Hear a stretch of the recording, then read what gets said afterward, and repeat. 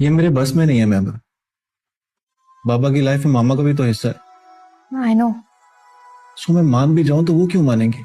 मैं उनके आगे भी हाथ जोड़ लूंगी। नो। फिर हम दोनों के इनकार का बोझ उठाकर जाएंगे तो मुंह छुपाएंगे जाकर। और फिर ये तो पता कीजिए, 3 मोहब्बतों का खून करके 3 जिंदगियां बचा लेना जायज भी है या नहीं? आप नहीं मानोगे तो शादी की डेट पर मेरे भाई का जनाजा उठेगा। माँ मेरी दुख से मर जाएगी और मैं शर्म से। अगर इस तरह आपके अब्बा की रूह को सवाब मिलता है तो ठीक है।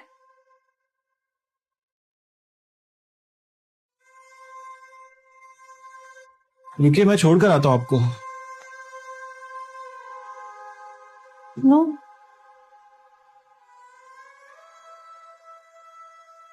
मुझे हारे हुए लोगों की तरह अकेला ही जाने दीजिए। मोहब्बत के नाम पे मैं अपने बाप के कातिल को माफ कर रहा हूं।